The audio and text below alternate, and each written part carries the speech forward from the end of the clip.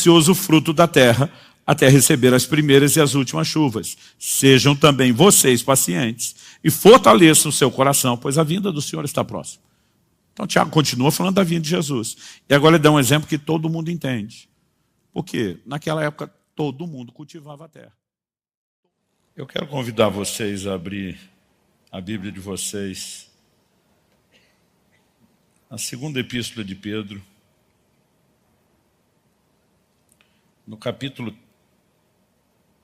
3, e eu quero ler com vocês os versos. Deixa eu escolher para não ler tanta coisa.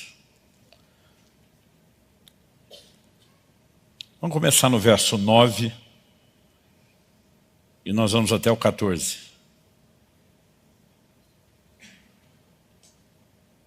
O texto sagrado diz assim: o Senhor não retarda a sua promessa, ainda que alguns a julguem demorada. Pelo contrário, Ele é paciente com vocês, não querendo que ninguém pereça, mas que todos cheguem ao arrependimento. Porém, o dia do Senhor virá como um ladrão.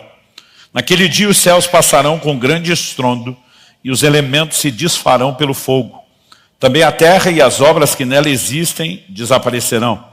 Uma vez que tudo será assim desfeito, vocês devem ser pessoas que vivem de maneira santa e piedosa, esperando e apressando a vinda do dia de Deus. Por causa desse dia, os céus incendiados serão desfeitos e os elementos se derreterão pelo calor. Nós, porém, segundo a promessa de Deus, esperamos novos céus e nova terra, nos quais habita a justiça. Verso 14. Por essa razão, amados, esperando essas coisas, esforcem-se para que Deus os encontre sem mácula, sem culpa e em paz. Pai, pedimos graça e favor do alto, pedimos que o Teu Espírito não apenas abra a nossa capacidade de entendimento, nos levando além daquilo que é natural, racional, humano, para aquele lugar de perspectiva e entendimento espiritual, mas nós oramos que a Tua Palavra trabalhe em nós, que ela produza resposta de fé, que ela produza entendimento e alinhamento prático e que ela de fato possa produzir na nossa vida aquilo que o Senhor tem planejado, desejado realizar em cada um de nós. Nós oramos por isso e te agradecemos desde já, certos de que o Senhor fará algo, em nome de Jesus. Bom, o apóstolo Pedro está falando a respeito de uma promessa que nós temos. Essa promessa é sustentada desde o Antigo Testamento, né? E quando ele diz, nós, porém, segundo a promessa de Deus, esperamos novos céus e nova terra, ele está fazendo uma referência a Isaías 65:17. Pois eis que eu crio novos céus e nova terra, e não haverá lembrança das coisas passadas, jamais haverá memória delas. Também no Salmo 60, em Isaías 66:22, no finalzinho já do livro, Deus diz, porque assim como os novos céus e a nova terra que hei de fazer estarão diante de mim, diz o Senhor, assim também estão diante de mim a posteridade e o nome de vocês. Isso é tomado como uma promessa. E Deus só tem uma razão para fazer novos céus e nova terra. E diz, eu vou acabar com essa daqui. A Bíblia nos mostra que um dia, depois do dilúvio, Deus prometeu que não ia mais destruir a terra com água. Mas a Bíblia diz que os elementos ardendo se desfarão. Nós não sabemos exatamente como será, mas a Bíblia diz que esses céus e essa terra estão sendo entesourados, guardados para o fogo. Verso 7. Né? A Bíblia diz, pela mesma palavra, os céus e a terra que agora existem têm sido guardados para o fogo, estando reservados para o dia do juízo e da destruição dos ímpios. O apóstolo Pedro fala isso dentro do contexto do dilúvio. Né? Ele diz, verso 5, de 2 de Pedro 3, acontece que de propósito esquecem que os céus existem desde muito tempo e que a terra surgiu da água e através da água pela palavra de Deus. Com base nessa palavra, também o mundo daquele tempo foi destruído, afogado em água. Pela mesma palavra, os céus e a terra que agora existem têm sido guardados para o fogo, estando reservados para o dia do juízo e da destruição dos ímpios. Eu sei que tem uns crentes que eles têm medo de ler o Apocalipse, alguns têm preconceito, Outros simplesmente dizem, não, pastor, é só porque eu não entendo mesmo. Outros pensam, se eu deitar no chão e fingir de morto, talvez dê mais resultado que ficar imaginando tudo sendo destruído. Mas a Bíblia fala de um juízo que virá. Fala do desfecho da redenção. E a redenção não é só para o homem, ela é para toda a criação. Então Deus vai resetar toda a estrutura da natureza e da terra no formato como eu e você conhecemos hoje. Mas o que eu quero chamar a sua atenção é que no meio de toda essa conversa, o apóstolo Pedro, dirigido por Deus, ele diz que uma vez que tudo assim será desfeito, quando a gente sabe como toda a história termina, qual é o desfecho de todas as coisas, ele diz, vocês devem ser pessoas que vivem de maneira santa e piedosa. Agora olha o verso 12. Esperando e apressando a vinda do dia de Deus.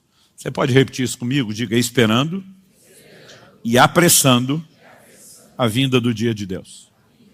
Se você puder só mais uma vez, esperando e apressando.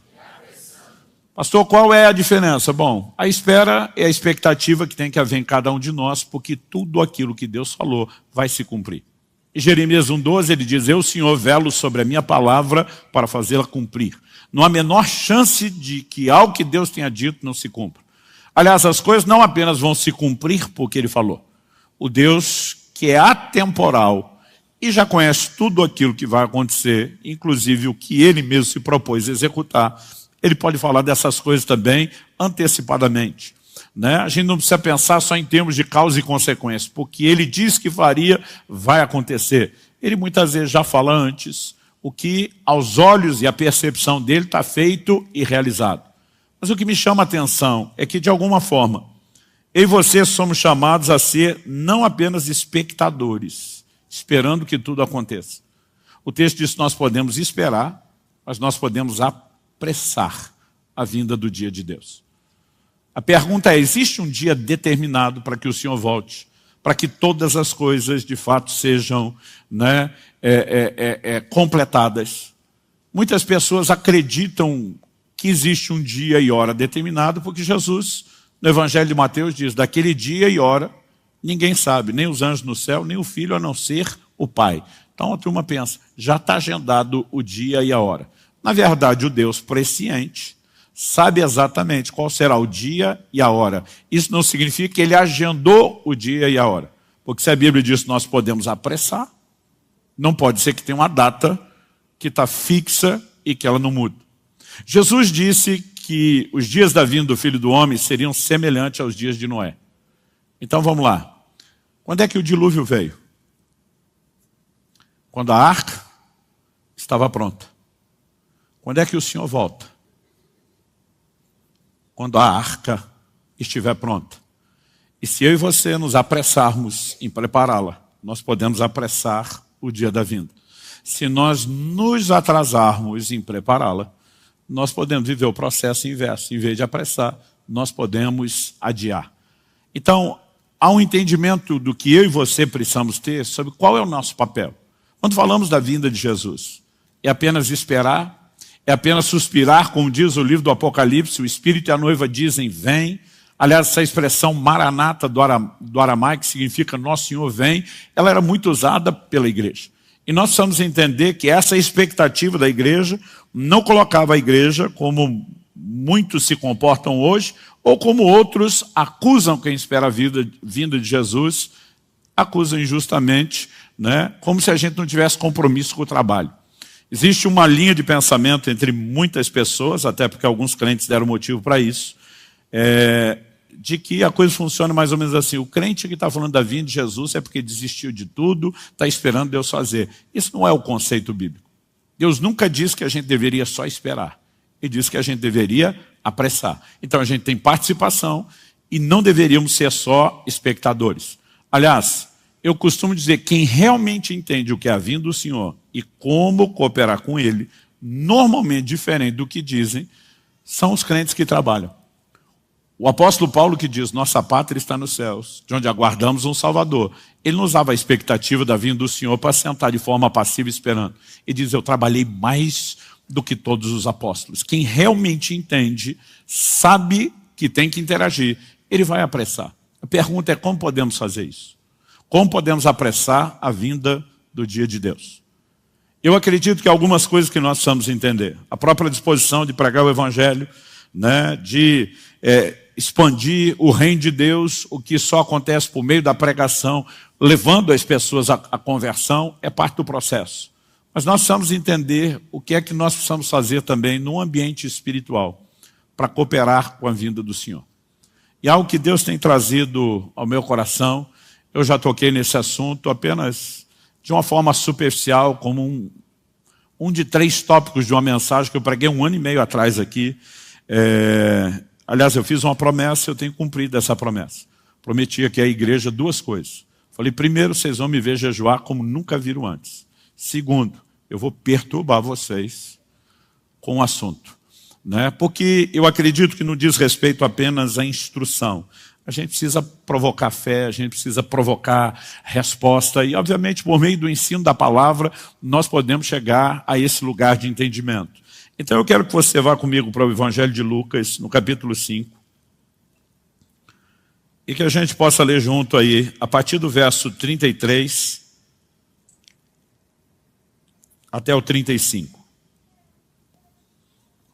O texto diz assim, então eles disseram a Jesus, os discípulos de João frequentemente jejuam e fazem orações. E os discípulos dos fariseus fazem o mesmo, mas os seus discípulos comem e bebem. Jesus, porém, lhes disse, será que vocês podem fazer com que os convidados para o casamento jejuem enquanto o noivo está com eles? No entanto, virão dias em que o noivo lhe será tirado. E então, naqueles dias, eles vão jejuar. Então vamos fazer uma pausa aqui. Um grupo de pessoas, outros evangelhos sugerem, né, que foram os discípulos de João que fizeram isso. Eles vêm com um comentário. Olha, tem 2 times aí que estão mandando forte, intenso no jejum. Os discípulos de João, uma referência a João Batista, e os fariseus. Os fariseus, nós sabemos que eles jejuavam 2 vezes por semana. Lucas 18:12, Jesus fala de um fariseu, sobe ao templo para orar, e ele se orgulha de jejuar 2 vezes por semana. Quando era garoto e lia isso, eu achava que era só ele.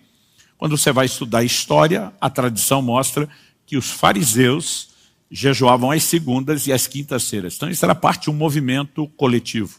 Tanto que por conta da orientação de Jesus, quando vocês forem jejuar, não façam como os hipócritas, a Didaquê, que é o documento, né, histórico mais antigo que nós temos em termos assim de um catecismo de orientação aos novos na fé, orientava os crentes do primeiro século a jejuar em dias diferentes dos fariseus para não serem confundidos com eles. Então, esses cristãos eram orientados a jejuar na 4ª e na 6ª-feira. John Wesley, no movimento de resgate, né, das disciplinas espirituais, de uma chamada do povo ao avivamento, ele decidiu resgatar essa orientação da Didaquê, ainda que não fosse uma determinação bíblica. Ele dizia, se os crentes faziam isso no início, nós não vamos perder nada fazendo isso. Aliás, John Wesley não ordenava ninguém ao ministério que não jejuasse toda 4ª e toda 6ª.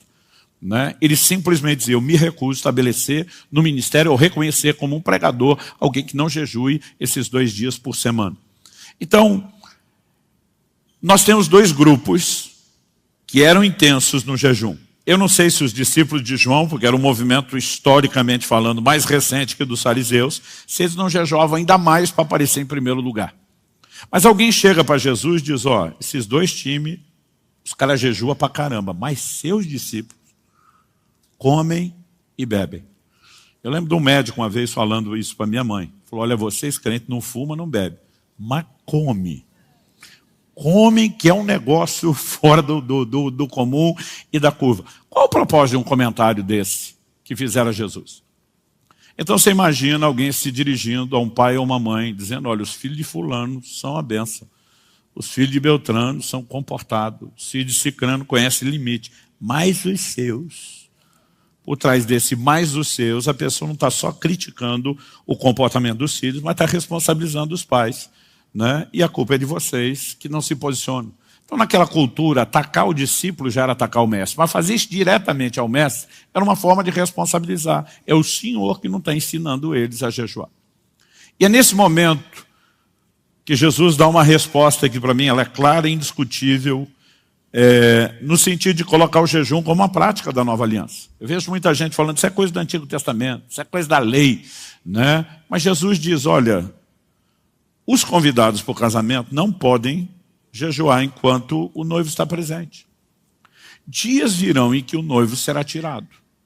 Do que é que Jesus está falando? Em todas as parábolas de Jesus, em todos os evangelhos, sempre que Jesus falou do noivo, era uma alegoria, uma referência a si mesmo. Então Jesus disse, enquanto eu estou junto, não vai rolar o jejum. Mas quando eu for tirado, eles vão jejuar. Ele garantiu isso. Isso foi uma determinação sobre a vida dos seus discípulos. Quantos discípulos de Cristo temos aqui? Então está valendo sobre você o que Jesus falou. Eles vão jejuar. Fala para alguém perto de você e fala assim, eles vão jejuar. Como se não fosse de você que você estivesse falando, né? Então, o Senhor Jesus garantiu que isso aconteceria. A partir de que momento? A partir do momento em que o noivo fosse tirado. Então Jesus está dizendo, depois da minha morte e ressurreição, quando eu for assunto elevado aos céus, durante todo o tempo da minha ausência. E normalmente a gente só para pensar que a saída do noivo determina o início do jejum. Mas o que a gente não para pensar é o assunto que nós queremos discutir sobre a volta de Jesus. A volta de Jesus é apresentada como a vinda do noivo para o casamento. O maior evento no calendário de Deus é um casamento. E nós estamos esperando ele acontecer. É quando o noivo regressará para a igreja, a sua noiva. E nós teremos o que a Bíblia chama de as bodas do Cordeiro. Então Jesus está dizendo que o noivo se ausentaria e durante o tempo da sua ausência seria um tempo de jejum. Isso significa que quando ele voltar, o jejum acabou. Então o jejum não só é para agora, como ele tem prazo de validade. Vai ter uma hora que termina. Quando o Senhor voltar e nós tivermos as bodas, a Bíblia diz que vai ter mesa arrumada, que o próprio Senhor vai nos servir. Aliás, ele disse para os discípulos na última ceia, eu não beberei de novo do fruto da vide, até que de novo aquele dia no reino do meu Pai, eu volte a beber com você. Eu não sei exatamente qual vai ser essa dinâmica de comer com ele no seu regresso, porque em algum momento parece que a comida deixa de rolar. Paulo diz sobre o estômago que Deus fez para receber os alimentos para ser digerido no estômago, mas ele diz Deus vai destruir tanto um quanto o outro. Então parece que é hora de comer agora e que em algum momento nós também não vamos poder fazer isso. Mas a Bíblia está sinalizando que o jejum tem prazo de validade. O que normalmente a gente não para pensar é, será que de alguma forma há uma relação com apressar a vinda do dia de Deus e a prática do jejum? Então eu gostaria que a gente pensasse algumas coisas sobre a temática da vinda de Jesus, que é assunto para a conferência, né? E eu queria que a gente pudesse enxergar um pouco da relação que essa prática e essa disciplina espiritual tem com o que nós estamos querendo conversar. Quando falamos a respeito da vinda de Nosso Senhor, algo que nós não podemos negar é a declaração do apóstolo Pedro lá em Atos, no capítulo 3, dos versos 19 a 21. O apóstolo Pedro pregando, e diz assim, arrependam-se, pois, eu vou ler na NVI, voltem-se para Deus, para que os seus pecados sejam cancelados, para que venham tempos de descanso, outra tradução diz de refrigério da parte do Senhor, e ele mande o Cristo, outra tradução diz, envie ele o Cristo, o qual lhes foi designado Jesus. É necessário que ele permaneça no céu até que. Você pode repetir isso comigo? Diga até que. Até que chegue o tempo em que Deus restaurará todas as coisas, como falou há muito tempo, por meio dos seus santos profetas. Em outras traduções, nós lemos, é necessário que os céus o contenham, traduzindo, segurem para que ele não volte, até o tempo da restauração de todas as coisas de que Deus falou pela boca dos seus santos servos, os profetas. Quando a gente estuda escatologia, a expressão escatologia é a soma de scatos, no grego último, e logia. Eu estudo as últimas coisas. Algo que nós não podemos negar é que, independente de qual seja a cronologia dos eventos escatológicos, que cada grupo escola teológica acredite, algo que ninguém pode negar, antes da vinda de Jesus, é necessário que aconteça primeiro a restauração daquilo que ele falou pela boca dos seus santos servos, os profetas. O que Deus está querendo dizer com isso? Ele não está só dizendo que é necessário que profecias se cumpram. Elas vão se cumprir, é fato.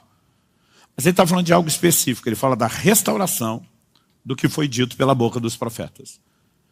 Para que haja uma restauração do que foi dito pela boca dos profetas, só tem um jeito de ser restaurado. É se essas profecias já se cumpriram primeiro.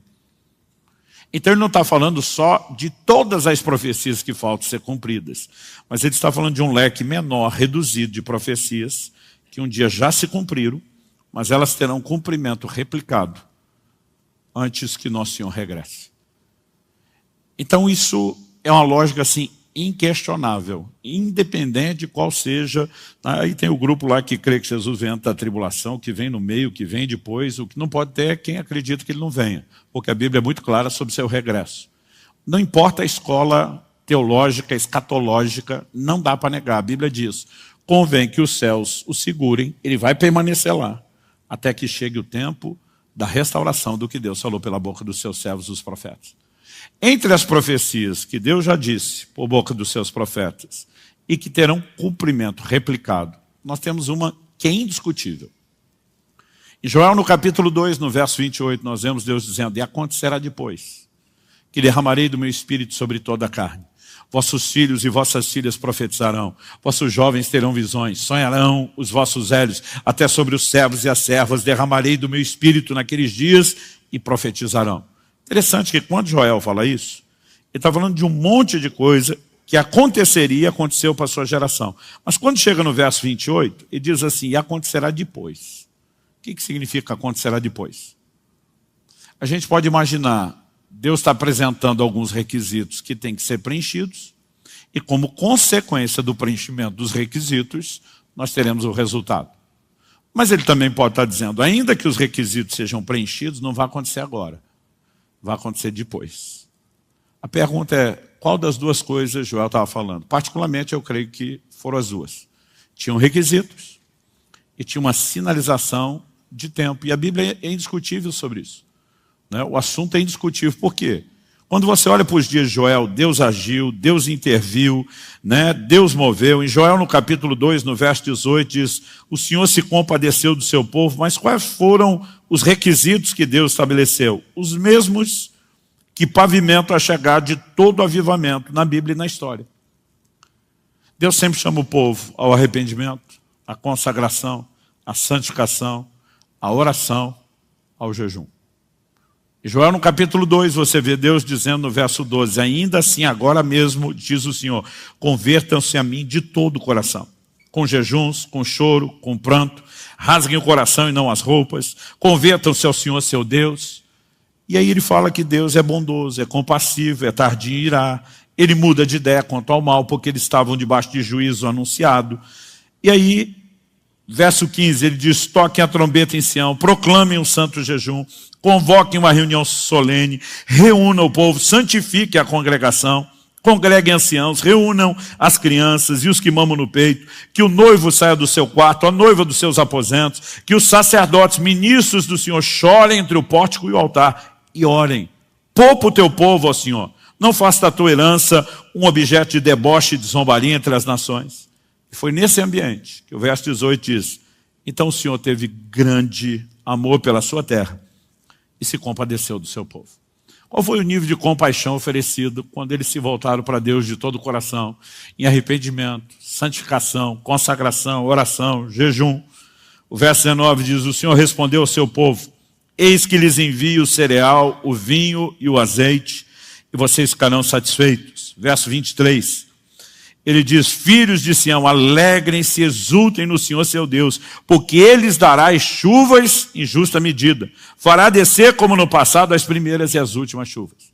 Então, a nação estava em crise, havia fome, escassez de recursos, que eram originários da onde? Da desordem climática e da falta de chuva.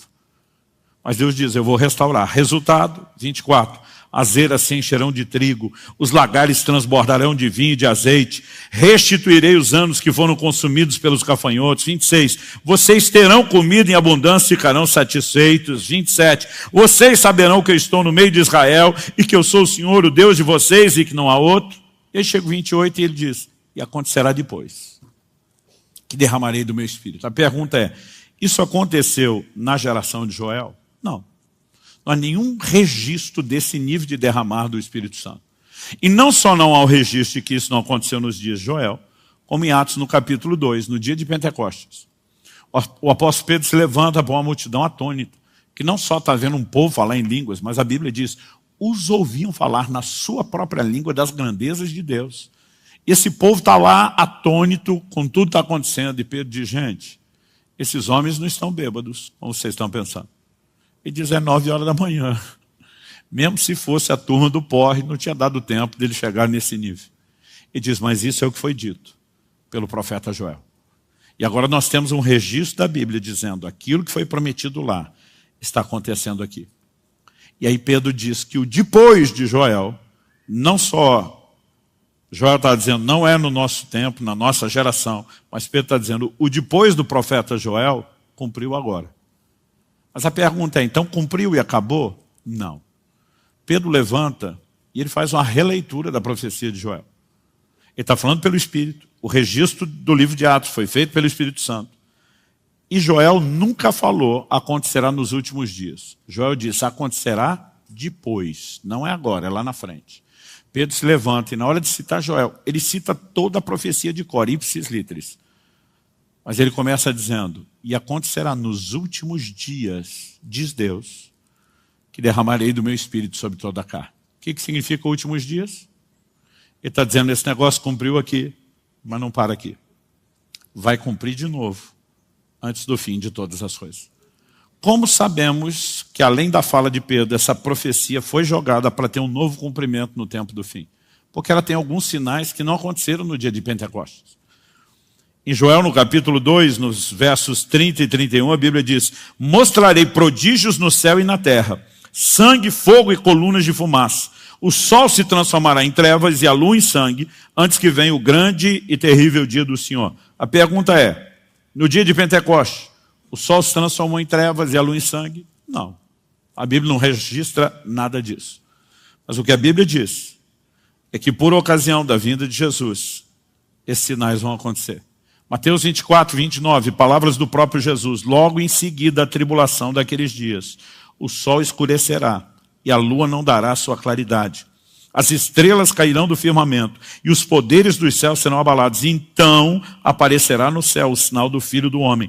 Todos os povos da terra se lamentarão e verão o Filho do Homem vindo sobre as nuvens do céu com poder e grande glória. Apocalipse 6, de 12 a 14. Vi quando o Cordeiro quebrou o sexto selo. Houve um grande terremoto. O sol se tornou negro como pano de saco feito de crina. Traduzindo, o sol escureceu. E a lua ficou toda vermelha como sangue. As estrelas do céu caíram sobre a terra, como a figueira deixa cair os seus cigos verdes quando sacudida por um vento forte. E o céu recolheu-se como um pergaminho quando se enrola. Então todos os montes e ilhas foram movidos do seu lugar. O sol se converter em trevas, a lua em sangue. São sinais que precedem a vinda de Jesus. Não aconteceram nos dias de Joel, não aconteceram nos dias no dia de Pentecostes. São sinais que foram prorrogados para o fim. Então, junto com esses sinais, um novo cumprimento, Pedro joga, e acontecerá nos últimos dias, diz Deus, eu vou derramar. Então a Bíblia está dizendo que Jesus não volta, sem que primeiro haja restauração do que foi dito por boca dos profetas. Ou seja, o que aconteceu em Pentecostes vai acontecer de novo. Me ouça com atenção. O maior derramar do Espírito Santo que essa terra jamais viu, ainda está para acontecer. Pastor, porque o senhor está dizendo o maior derramar não pode ser igual? Não. Eu vou te mostrar biblicamente porque não vai ser igual e porque que vai ser mais intenso. Quando você olha para todo o discurso de Joel, qual foi a ênfase antes dele falar do derramar do Espírito Santo? Verso 23. Filhos de Sião, alegrem-se, exultem no Senhor seu Deus, porque Ele lhes dará as chuvas em justa medida. Fará descer como no passado as primeiras e as últimas chuvas. As traduções mais antigas, clássicas, dizem a chuva temporã e a serôdia. Então Deus está falando de restaurar o ciclo da chuva, todo agricultor conhecia isso. O que eram as primeiras chuvas, ou a chuva temporã? Era aquela que vinha para amolecer o solo, facilitar a semeadura da terra, para que o solo fosse arado e pudesse ser semeado. Depois vinha um período de estiagem. Então, antes da colheita, quando o tempo da colheita estava se aproximando, vinham as últimas chuvas. Qual era o propósito das últimas chuvas? Acelerar o crescimento, a maturação e a multiplicação do fruto. Então Deus está dizendo, eu vou restaurar o ciclo, porque senão vocês não vão ter o resultado disso. Depois dele falar das chuvas naturais, ele entra no verso 28 dizendo, e acontecerá depois, que eu vou derramar as chuvas espirituais.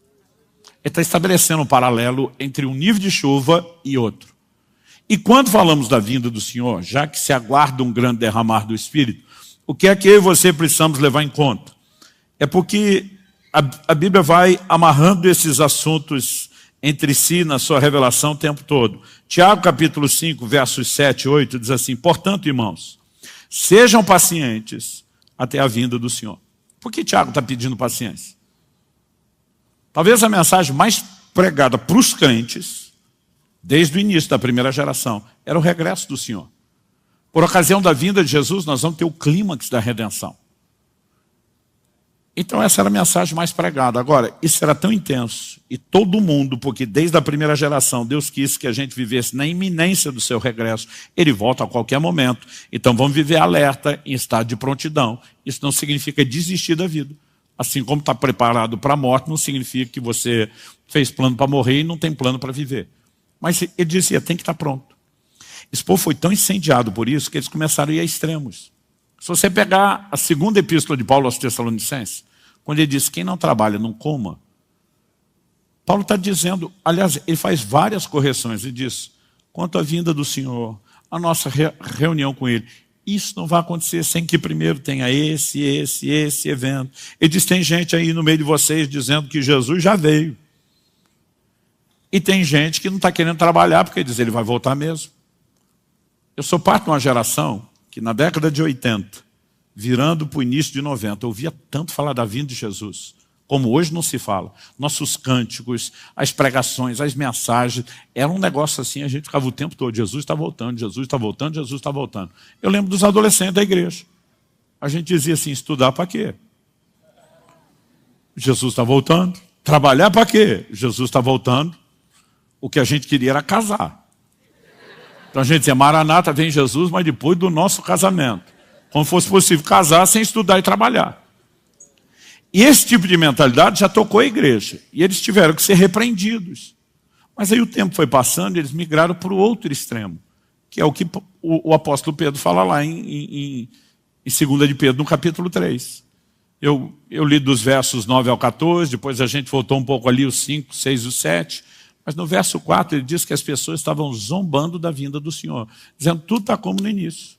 Os pais já começaram a morrer, muitos dos apóstolos estavam indo embora, Jesus não veio, está tudo do jeito que estava antes, e alguns começaram a colocar em descrédito a mensagem da vinda do Senhor. Então eles saíram de um extremo, não vão fazer nada, porque ele vem a qualquer hora, para outro extremo. Eu acho que não vem coisa nenhuma, e nós somos trollados. É nesse momento que Tiago está dizendo, irmãos, sejam pacientes. Ele prometeu que volta, ele volta. Segura aí, paciência. Depois de pedir paciência, ele diz o seguinte, ainda no verso 7, eis que o lavrador aguarda com paciência o precioso fruto da terra, até receber as primeiras e as últimas chuvas. Sejam também vocês pacientes e fortaleçam o seu coração, pois a vinda do Senhor está próxima. Então Tiago continua falando da vinda de Jesus. E agora ele dá um exemplo que todo mundo entende. Por quê? Naquela época todo mundo cultivava a terra. Todo mundo tinha a horta lá de casa. Todo mundo entendia exatamente o que era a hora de plantar, o que era a hora de colher. Então ele falou, gente, vocês têm que ser pacientes. E ele está dando um exemplo da paciência que se espera de nós. O lavrador espera com paciência o precioso fruto da terra. Eles até que receba não só as primeiras, na verdade acontecem até antes da semeadura, mas até que receba as últimas chuvas. Por que ele tem que ser paciente esperar as últimas chuvas? Porque se ele colher depressa antes das últimas chuvas, ele sabota a própria colheita. Ele vai ter uma colheita bem menor do que teria. Então ele precisa ficar esperando até que venha a chuva, porque quando vier a chuva ele vai dizer, valeu a pena esperar. Então Tiago usa isso como um exemplo da nossa paciência. Mas ao mesmo tempo, eu quero dizer para você que a minha leitura da afirmação de Tiago Ele não está só falando do tipo de paciência que nós temos que ter. Ele está apresentando uma alegoria profética. Cristo é o lavrador. Nós somos o precioso fruto da terra. Por que é que ele não voltou ainda? Porque ele está exercendo a paciência do lavrador. Como que nós sabemos disso? Porque nós lemos isso em 2 de Pedro, no capítulo 3, lá no início. E como já faz um tempinho que a gente leu e eu falei um monte de coisa, eu quero voltar lá no versículo 9 de 2 de Pedro 3. E diz: o Senhor não retarda a sua promessa. Ele prometeu voltar? Sim. Ele está atrasando o cumprimento da promessa? Não. Ainda que alguns a julguem demorado. Os caras estão dizendo por que ele não voltou. Agora, se os caras já estavam ansiosos desse jeito há 2000 anos atrás, como é que alguns de nós ficamos hoje? E diz: ele não retarda a sua promessa, ainda que alguns a julguem demorada. Pelo contrário, ele é paciente com vocês. Por que ele não voltou ainda? Porque ele está exercendo paciência. Por que ele está exercendo paciência? Pelo mesmo motivo do lavrador. Ele é paciente com vocês, não querendo que ninguém pereça, mas que todos cheguem ao arrependimento. A Bíblia está dizendo que ele não voltou ainda, porque ele está de olho na maior colheita de todos os tempos que essa terra jamais presenciou. E para que a maior colheita aconteça, ele não pode vir antes das chuvas. Quem está entendendo? Pastor, e o que isso tudo que o senhor está falando tem a ver com apressar a vinda do dia de Deus? Vamos lá. Se ele não vem antes das chuvas, e a gente de alguma forma puder cooperar para que as chuvas sejam antecipadas, isso significa que nós estamos apressando a vinda do dia de Deus. A Bíblia está dizendo que nós podemos apressar. Se dá para antecipar, dá para postecipar. É que nem quando as pessoas falam: quando chega a hora do fulano morrer, não tem nada a ser feito. Eu discordo desse fatalismo absoluto. Porque quando você olha na Bíblia, você vê pessoas, por exemplo, honra seu pai e sua mãe, você prolonga seus dias. Se tem dia certo para morrer, como é que você vai aumentar? Mas se aumenta, significa que você pode mudar a agenda. Agora, do mesmo jeito que alguns prorrogam, a Bíblia fala que outros antecipam. Então, a gente pode fazer o dia da morte antes, ou a gente pode empurrar o dia da morte para depois. Quando falamos da vinda de Jesus, não é diferente. Quando ele vai voltar? Quando a arca estiver pronta.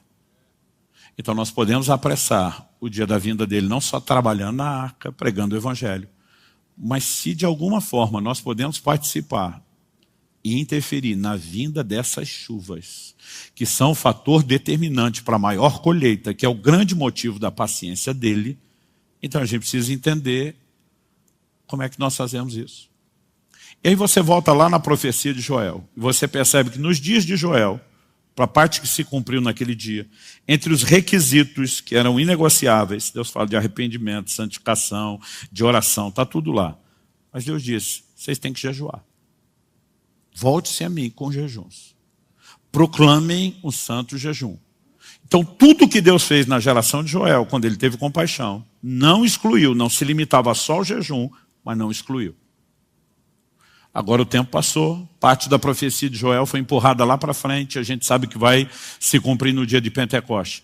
Quando essa hora está chegando e se aproximando, aparece um doido de pedra na nação de Israel, chamado João Batista, vivendo um estilo de vida jejuado.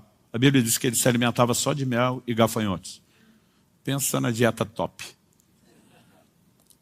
Mas ele não apenas tem um estilo de vida jejuado, ele, como o mestre tem muitos discípulos, tem que ser o primeiro a dar exemplo. Então os discípulos de João não jejuariam tanto como é mencionado, se ele próprio não fizesse isso, além da vida jejuada que já tinha.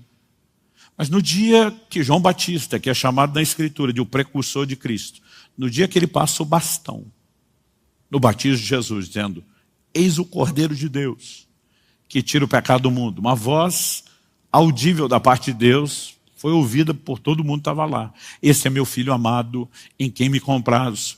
E a Bíblia diz em Lucas, no capítulo 3, foi nesse dia que Jesus começou o seu ministério. João entrega o bastão e Jesus pega e diz: agora é comigo. Qual foi a primeira coisa que Jesus fez quando saiu do Jordão? A Bíblia diz: o Espírito guiou ao deserto. E ali ele fez o quê? Jejuou 40 dias e 40 noites. Quando o tempo do novo cumprimento da profecia de Joel está para chegar, Deus começa um movimento de restauração do jejum. O derramado do Espírito não aconteceria ainda enquanto Jesus estaria na terra. Mas ele começou a dizer, quando o noivo for tirado, eles vão cair para dentro do jejum. Eles vão vir com sangue nos olhos, faca no dente, eles vão vir com tudo. E de alguma forma a restauração do ambiente do jejum cooperaria para que a segunda etapa do cumprimento da profecia de Joel se cumprisse. Quem está acompanhando? Agora pensa comigo. Se na primeira etapa de cumprimento da profecia de Joel, isso não rolou sem jejum. Se na segunda etapa de cumprimento da profecia de Joel, isso não rolou sem jejum.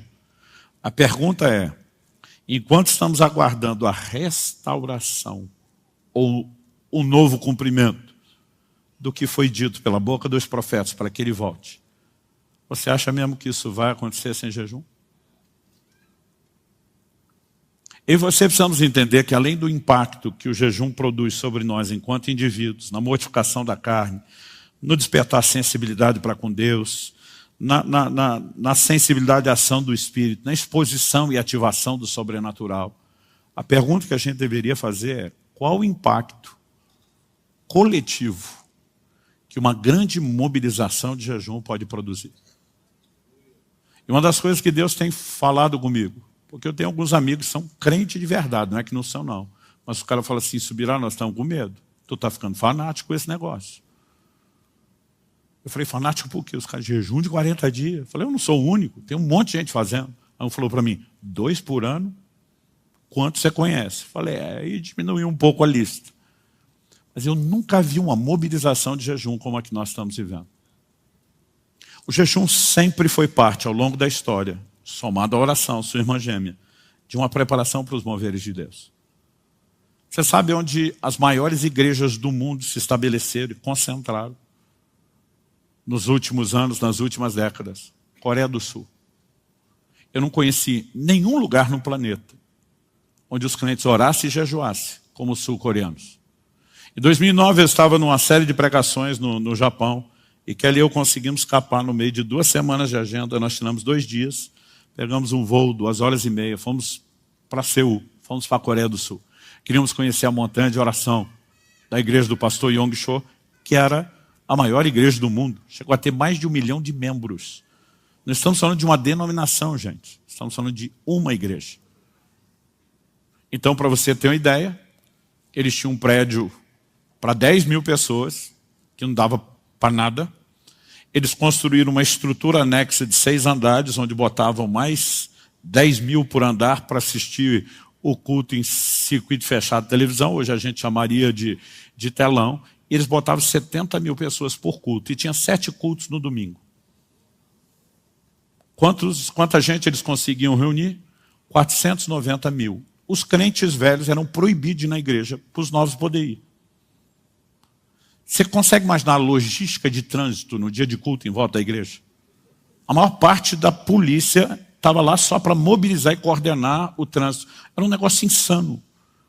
Agora, eles tinham uma montanha chamada Montanha de Oração, onde o povo assim, tirou 30 dias de férias, dava 3 dias de dízimo para Deus. Vamos lá orar e jejuar, vamos buscar Deus. Eu queria muito conhecer a Montanha de Oração. E lá fomos. Quando cheguei com o Kelly, eu já tinha ouvido história, não acreditei, não levei muito a sério. Quando chego lá, tem placas para todo lado, advertência, em coreano e inglês. Proibido jejuar mais do que 40 dias. Eu falei, o quê? Eu, na época, o máximo que eu tinha feito era 21 dias. Eu conhecia 2 ou 3 pessoas que tinham jejuado 40. E eu olhei aquilo e falei, aqui eles têm que proibir o povo. Então, quando as pessoas me perguntam, pastor, o que o senhor quer dizer com o título do seu livro? Cultura do jejum. Eu digo, cultura do jejum é quando ele deixa de ser esporádico, ocasional, ele se torna parte de uma prática insistente, recorrente, repetitiva, massiva e coletiva que vai se alastrando. Eu nunca vi tanta gente na nossa nação jejuar como nos últimos anos. Eu nunca vi tanta gente entrar em jejuns prolongados como nos últimos anos. Eu nunca vi tanta gente fazendo jejum intermitente, jejum parcial, jejum recorrente, uma vez por semana, como estamos vendo. Por quê? Há um movimento de Deus despertando algo que vai atrair as últimas chuvas, que por sua vez será o fator determinante para a maior colheita de almas de todos os tempos, que por sua vez será o fator determinante para que nosso Senhor regresse. A minha pergunta para você é, você quer só esperar a vinda do dia de Deus? Você quer estar só no time da expectativa? Ou você quer estar no time dos que apressam? Eu entendendo essas verdades, eu fiz uma escolha. Falei, eu não vou ser só o time da expectativa. Uma hora ele volta. Espero que venha logo. Eu tomei a decisão, eu quero apressar, eu vou pregar o evangelho, eu vou trabalhar, eu vou fazer tudo. Tudo que está ao alcance, tudo que a Bíblia orienta, para que essa arca esteja pronta. Mas existe algo a respeito das chuvas, que nós só vamos produzir com oração e com jejum. Eu creio que há uma convocação de Deus, para que não só a gente entenda um cenário que está se formando, né? Para que não só a gente perceba que há um Senhor o tempo todo dizendo, eis que cedo vem, venho sem demora. O tempo todo ele olha para cada geração e diz, eu quero que vocês participem, não só na expectativa, eu quero que vocês trabalhem, eu quero que vocês orem, eu quero que vocês jejuem, para que as coisas não precisem ser proteladas ou adiadas. Pastor, o senhor acha que ele vem na nossa geração? Eu não acho nada, eu acho que ele vem. Ele diz daquele dia e a hora ninguém sabe. Todo mundo que inventa esse negócio de tentar datar, está fora da determinação divina. O que eu quero não é tentar descobrir quando ele vem. É apressar isso. Não importa se vai ser na minha geração ou nas próximas, mas nós temos que apressar a vinda do dia de Deus. E a pergunta é, será que você entendemos o privilégio que é participar disso e cooperar com Deus em algo tão grande, extraordinário? Outro dia eu vi um cara todo metido porque trabalhava numa multinacional que estava em mais de 100 nações. Eu falei, grandes coisas. Eu estou envolvido no maior empreendimento do universo. Falei, só isso aí que você faz é nada perto do que eu faço, né? Eu e você temos o privilégio de cooperar com Deus e estabelecer o reino dele na terra. E a gente simplesmente vai olhar para isso e dizer, vamos ficar indiferentes. Eu não estou dizendo que você tem que fazer os jejuns prolongados que eu estou fazendo. O que a gente tem que fazer é começar a fazer alguma coisa. Meu primeiro jejum aos 15 anos de idade foi uma refeição só. Ainda regada a refrigerante, porque eu achei que se não bebesse a glicose eu ia desmaiar. Tanto que assim, os fariseus esculhambaram a gente quando souberam do jejum. Uma refeição só, ainda regada a refrigerante, né? Porque sempre tem um fariseu para dar pitaco no jejum dos outros. Mas sabe, com o tempo eu fui descobrindo, peraí, tem gente que fica mais de uma? Tem. Dá para descobrir e fazer isso de forma inteligente? Sim, dá para fazer da forma errada. Eu já durante muito tempo eu vi muita coisa errada, não preparava para entrar no jejum, sofria desnecessário, não sabia como, né, voltar. E com o tempo você simplesmente vai desmistificando as coisas. Eu tenho uma convicção muito forte dentro de mim. E eu não quero ser o cara que corre o Brasil e o mundo falando disso e fala pouco do assunto para vocês, os da casa. Já faz 1 ano e meio da última vez que eu falei disso. Eu achei que era um bom momento da gente dar atenção. O que você pode fazer para, em vez de só esperar, você dizer para Deus, eu quero apressar o dia da vinda de Deus. Eu quero cooperar.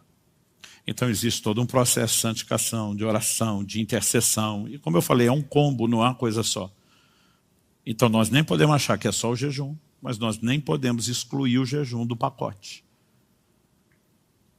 E eu fico pasmo quando eu vejo crentes que uma vida inteira não jejuaram, não tem plano, faz questão de aprender, e ele imagina que se ele não souber, melhor ainda. Porque assim, talvez Deus não me cobre porque eu não sabia. E para vocês, são os da casa, deu ruim para o lado de vocês. Porque não vai faltar exemplo, não vai faltar ensino, não vai faltar orientação. Nós precisamos entender. E quando você vai estudar, eu amo estudar a história dos avivamentos. Não existe avivamento que não foi precedido ou pavimentado pelo mesmo caminho. Arrependimento, santificação, oração, jejum. Isso começa a criar uma movimentação no reino espiritual. As coisas começam a mudar. E sabe, eu acredito que como Elias falou, Deus está levantando muita gente para dizer, eu uso ruído de abundante chuva. As chuvas estão vindo. A questão é, nós vamos só esperar que elas cheguem por si, ou nós vamos apressá-las. eu e você temos o privilégio de nos posicionar diante de Deus e dizer, nós vamos estar no time que vai apressar. Até porque eu acredito que o próprio Jesus, em Mateus 24, se você pega lá dos versos 36, abre lá comigo. Mateus capítulo 24. Do verso 36 ao 44. Jesus diz, a respeito daquele dia e hora ninguém sabe, nem os anjos dos céus, nem o Filho, senão o Pai. Pois assim como foi nos dias de Noé, assim será também a vinda do Filho do Homem. Ele está estabelecendo um paralelo. Qual o paralelo?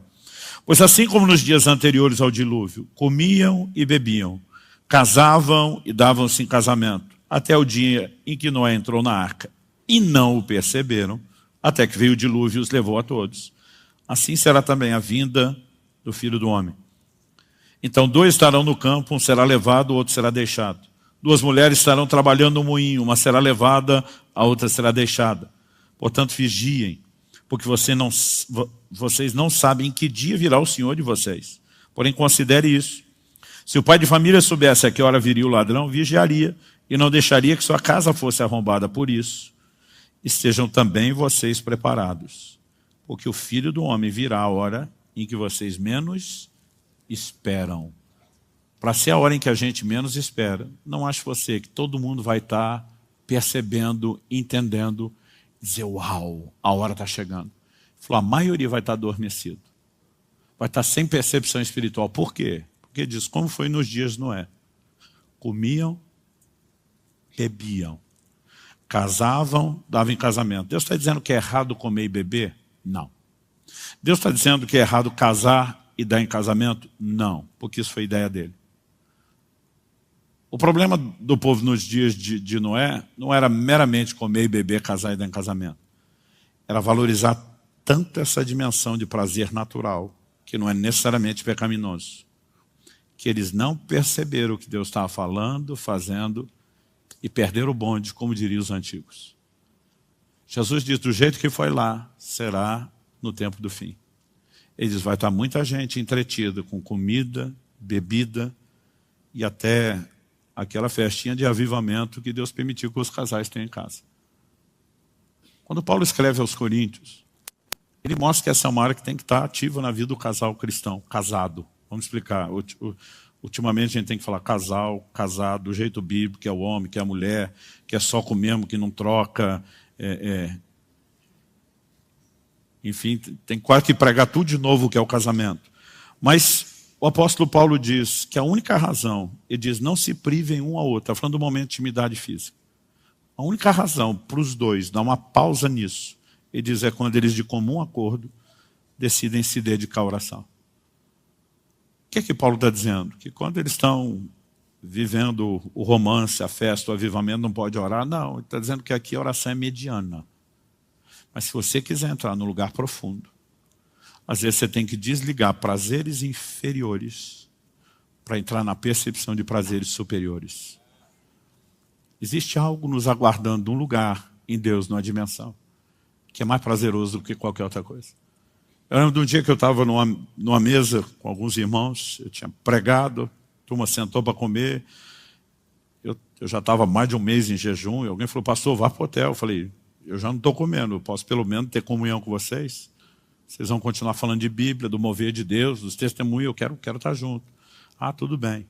Eu lembro que uma pessoa olhou para mim e falou, que dó de você. Eu não tive coragem de responder, mas eu pensei, que dó de você. Que acho que quem está perdendo sou eu. E eu só ficava olhando e dizendo, quem está perdendo é tu. Achando que isso aqui é tão importante, que você simplesmente não quer entrar na percepção de algo maior e mais profundo. Há uma convocação sendo feita. Eu estou feliz de ver uma mobilização de jejum nessa casa como nós nunca vimos antes. Mas eu vou dizer, isso é só o começo. Eu acho que o povo por aí vai dizer que nós estamos ficando doidos. E você é parte dos doidos. E eu queria te encorajar a se permitir ser recrutado por Deus para o time dos que não só vão esperar a hora que as coisas aconteçam por si, para jogar no time daqueles que vão dizer, nós vamos apressar. Nós vamos atrair isso. Você recebe essa palavra? Vamos ficar em pé.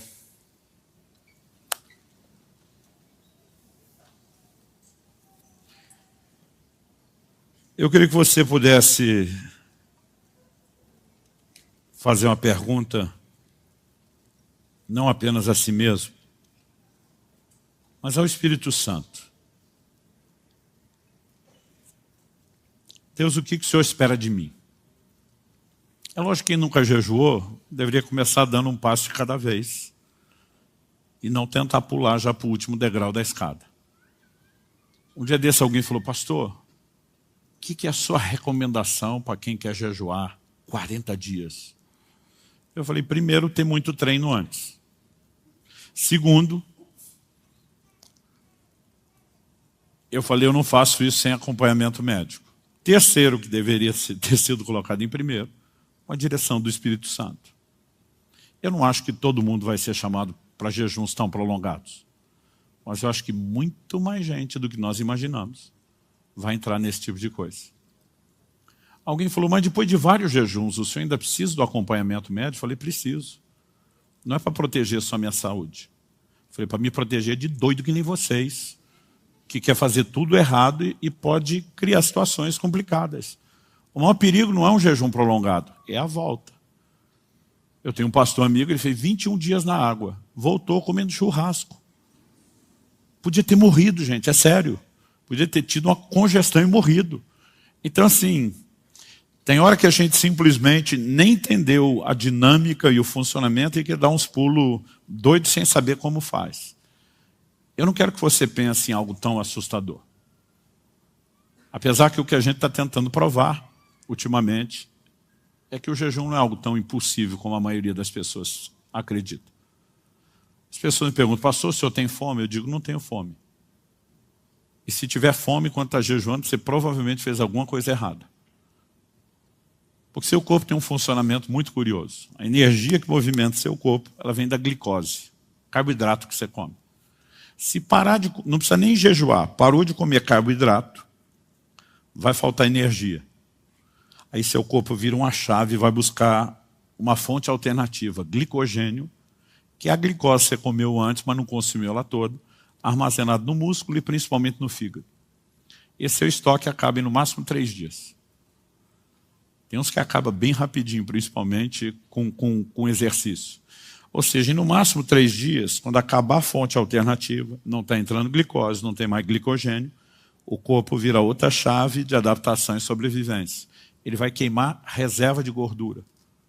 Gordura que a gente tem armazenado no corpo é excesso de glicose, que não deu para armazenar, não consumiu, não armazenou no músculo e no fígado, porque tem um limite, vai virando gordura. Ou seja, quando você entra em cetose, que é a queima da reserva, modo de sobrevivência, sua fome vai embora. Por que vai embora? Porque você trocou um alimento externo por um interno. Seu corpo está comendo o depósito de comida que está lá e não foi usado. Então, todo dia você acorda com a sensação, estou alimentado.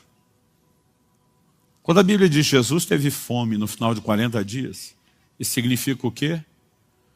A reserva de gordura chegou no fim.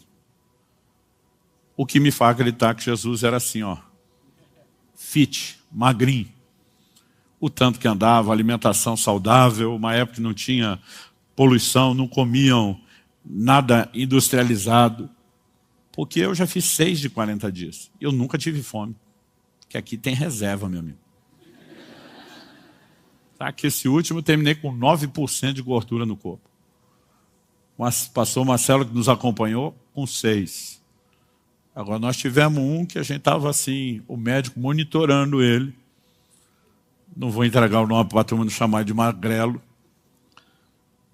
Mas ele terminou com 3%. Ele chegou já na última semana tendo flashes de fome. A gente estava monitorando ele de perto.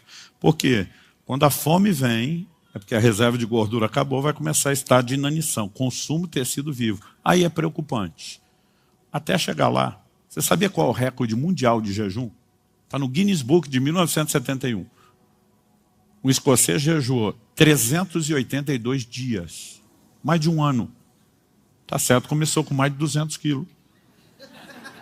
Terminou com 83, ou seja, tinha reserva pra caramba.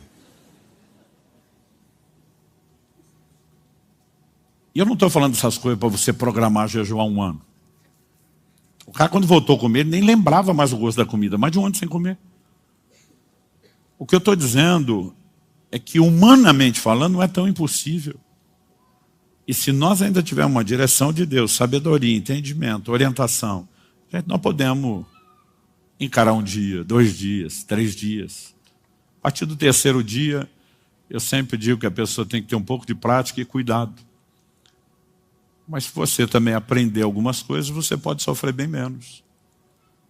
Eu lembro de um dia, falei para o nosso finado, saudoso pastor Francisco, eu na época ainda fazia jejuns de no máximo uma semana, ele já tinha feito 30, 40 dias. Eu lembro que eu falei, Francisco, por que o jejum tem que ser tão ruim nesses primeiros 3 dias? Dor de cabeça, irritação. Eu dizia, eu jejuo para ser santo, eu peco mais? Eu quero matar uns nos primeiros 3 dias de jejum?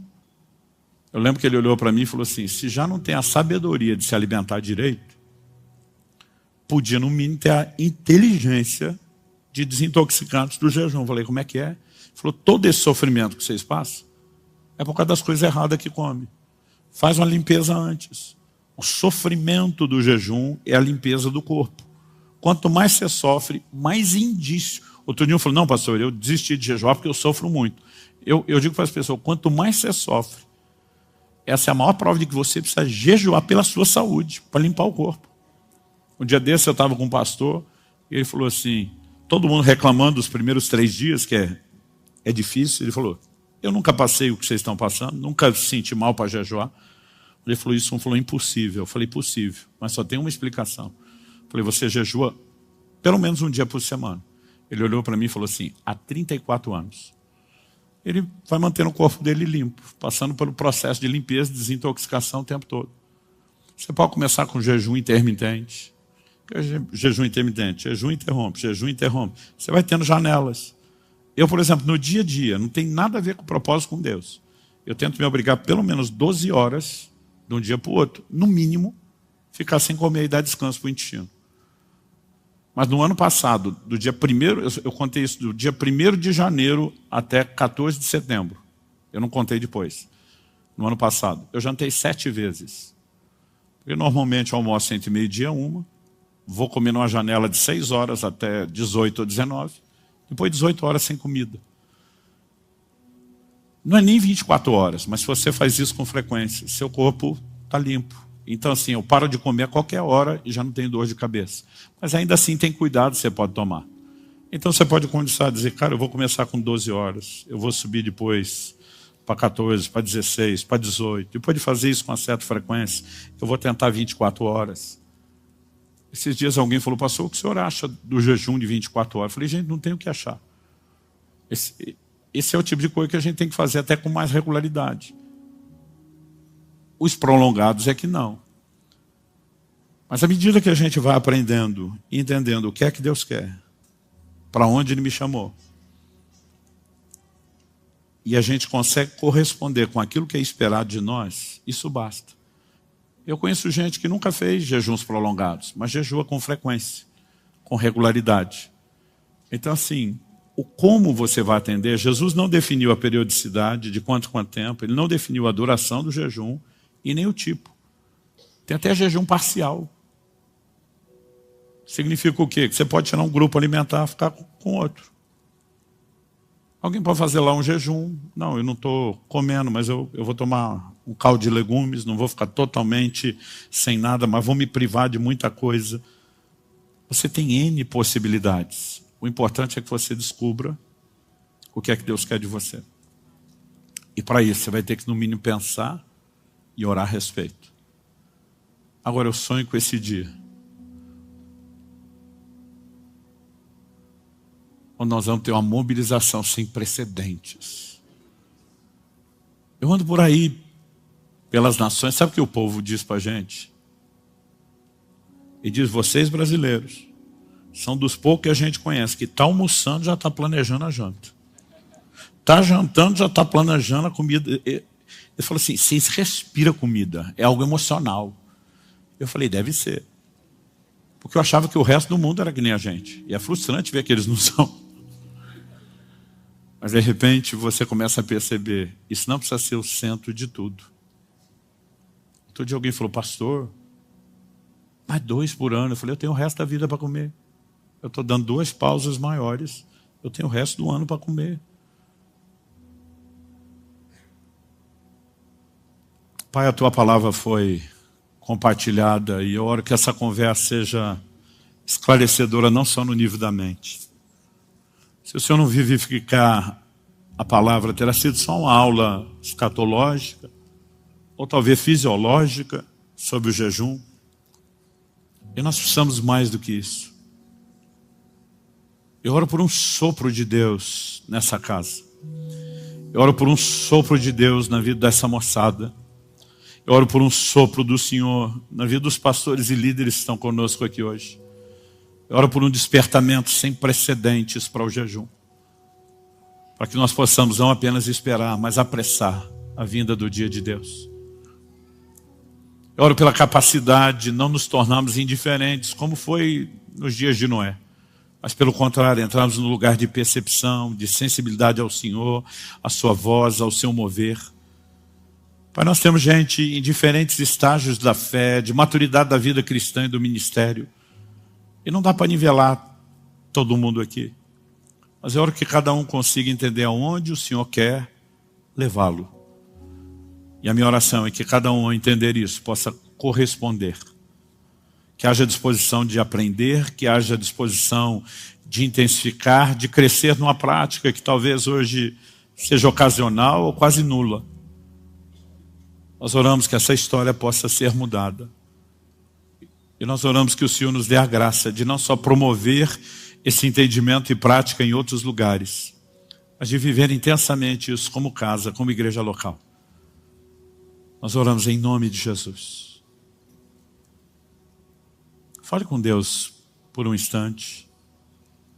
Peça ao Espírito Santo que não apenas aqui, não só agora, mas que Ele possa trabalhar esse assunto dentro de você, encontrar espaço e lugar não só de reflexão no seu coração, mas também de resposta. Oramos por dias de percepção ao teu chamado, Senhor.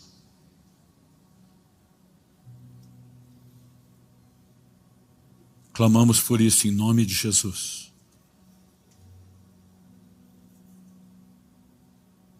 Não queremos ir além e nem tentar fazer mais do que o Senhor quer, mas também não queremos ficar aquém e nem fazer menos do que o Senhor espera de nós. Ajuda-nos a discernir teu chamado.